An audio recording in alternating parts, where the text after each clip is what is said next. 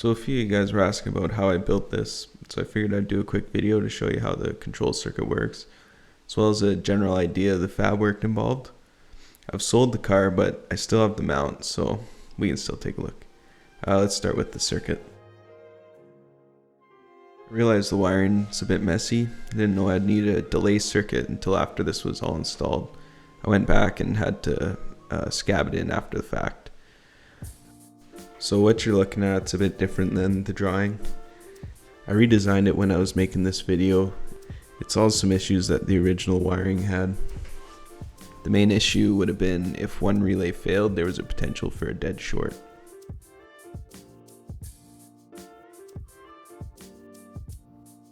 So how this works, using two limit switches and a relay, we're able to supply power to a motor, and then switch the polarity when we want to lower the mount.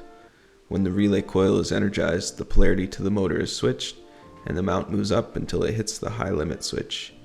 This cuts power to the motor to stop it from burning itself out.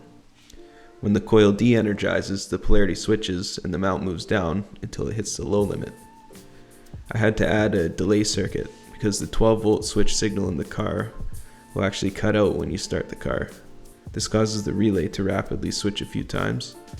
I use the lighter circuit in the center console for my trigger power.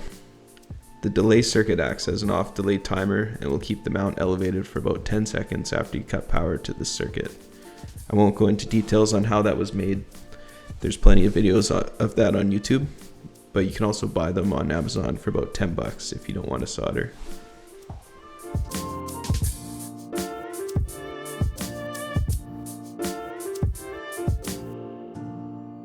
On to the fab stuff.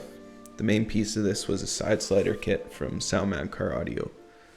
I wanted to have a wired USB connection for my install, and this kit lets you take the iPad in and out with that.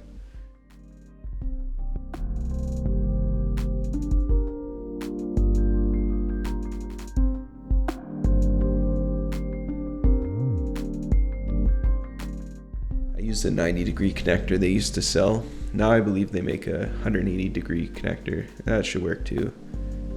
From there I ran it into the glove box to an HRT iStreamer. I used an RCA to 3.5mm cable and ran that from the iStreamer to the aux jack in the center console.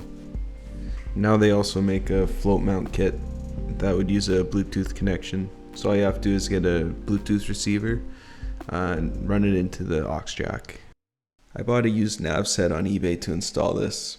I took the screen apart and used CA glue and JB weld to secure the iPad tray to the outer bezel and metal bracket where the screen was. You'll likely have to make some cuts to the metal, but it wasn't super difficult. You can then use body filler to blend the tray into the bezel for a nice finish. I painted it matte black to match the rest of the parts. I epoxied the micro switches to where they need to be to provide the required travel. You could probably move the lower one over to the side where I have the upper switch. You'll notice in the video there's two switches up there. When I was removing this from the car, I broke the switch. So I have one hooked up just to simulate the high limit, and I'm just triggering it with my hand. So you could also use the factory limit switches. You need to solder them and use them to trigger another relay, because they're normally open contacts and we're using a normally closed in the schematic.